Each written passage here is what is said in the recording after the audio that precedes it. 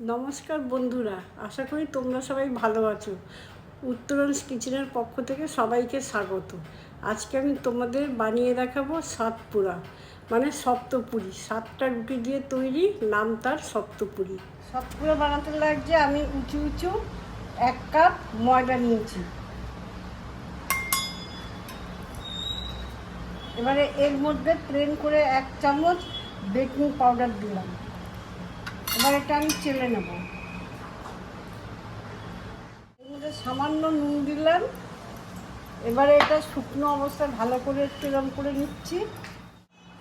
এবার অল্প অল্প জল দিয়ে, না শক্ত হবে না নরম হবে, এইভাবে একটা ডো মেখে নেব।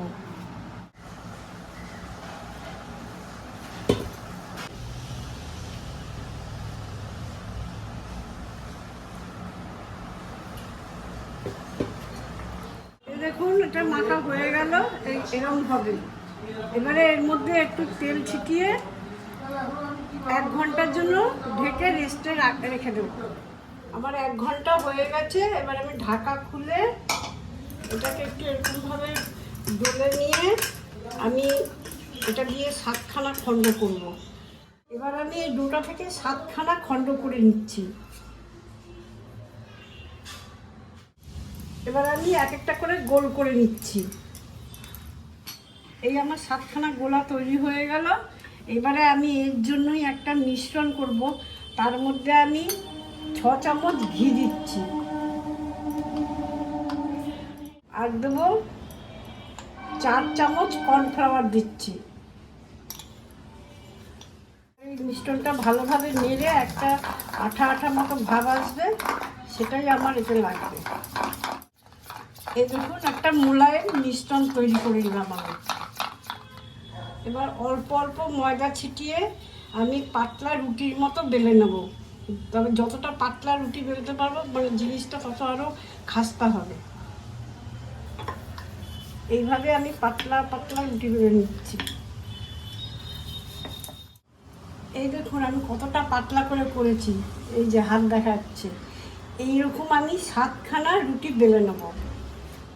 আমার 7খানা রুটি বেলা হয়ে গেল।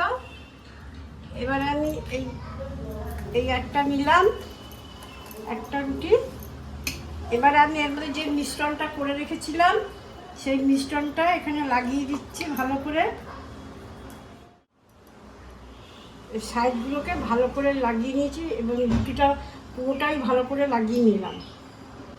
এবার উপর দিয়ে একটু ময়দা ছড়িয়ে নিলাম, শুকনো ময়দা।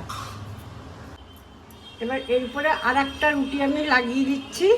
এরকমভাবেই আমি সব কটা রুটি লাগিয়ে নেব। এই যে আবার লাগিয়ে দিচ্ছি এর উপরে এরকম করে। এইভাবেই আমি 7খানা রুটি লাগিয়ে নেব। এরকম আমি পরপর 7খানা রুটি এইভাবে ছড়িয়ে দিলাম। ছাটিয়ে যাওয়ার পর এবারে আমি এর মধ্যে একটু ময়দা ছড়িয়ে দিচ্ছি। যেহেতু এর নাম সাতপুরা, সেই জন্য আমি 7খানা রুটি করে একটার উপর একটা সাজিয়ে এইভাবে তৈরি করে নিলাম। এবার আমি 1 ইঞ্চি বরাবর করে এরকম করে কেটে নেব, 1 ইঞ্চি সাইজের।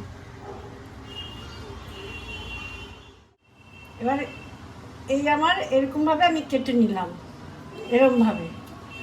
এবারে এই যে আমার একটা ছোটো অংশ আছে, এটা আমি এই ছোটোটার সঙ্গে জুড়িয়েও দিতে পারি। ওইভাবে দিলে একটা হয়ে যাবে আমার। এবার আমি করব এইভাবে নিয়ে এরকমভাবে আমি এটাকে রোল করে নেব। এবার যেহেতু এই জায়গাটা খুলে যেতে পারে, সেই জন্য আমি এখানে একটু ময়দা আর জল দিয়ে একটা গোলা করে নিয়ে এখানটা লাগিয়ে এই জায়গাটা আমি জুড়ে দেবো। এই দেখুন সবগুলো বটে নিয়ে এই গোল গোল করে নিলাম। এর মধ্যে একটু তেল ছড়িয়ে দিয়েছিলাম। এবার একটা নিলাম, আর এই বাদ বাকি কটা একটু ঢেকে রেখে দিচ্ছি। এইটা একটা করে বেলবো আর একটা করে ভাজবো। সবগুলো একসঙ্গে বেলে রাখা যায় না, তাহলে এটা ভালো হয় না। সেই জন্য একটা করেই বেলছি আর একটা করেই ভাজবো। বেলাটা এরকম আপ অ্যান্ড ডাউন করে বেলতে হবে, আলতোভাবে বেলতে হবে, এরকমভাবে। এই দেখুন লেয়ারগুলো দেখা যাচ্ছে।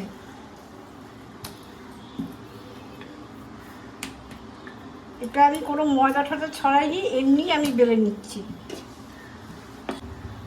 এবার আমি গরম তেলে ছাড়ছি। তেলটা আগে থেকেই গরম করতে দিয়ে দিয়েছিলাম। এবার আমি তেলের মধ্যে ছেড়ে দিলাম। লোতে দিয়ে দিচ্ছি, লো মিডিয়াম করে এটা ভাজতে হবে। এ দেখুন লেয়ারগুলো খুব সুন্দরভাবে খুলে গেছে। সব কটা সাতপুরা আমার ভাজা হয়ে গেল। এবার আমি গার্নিশ করে দেখাচ্ছি। এই দেখুন আমি মধু দিয়ে গার্নিশ করছি, আপনারা চাইলে এর মধ্যে গুঁড়ো চিনি দিয়েও গার্নিশ করতে পারেন। এরপর আমি এবার পেস্টটা ছড়িয়ে দিচ্ছি।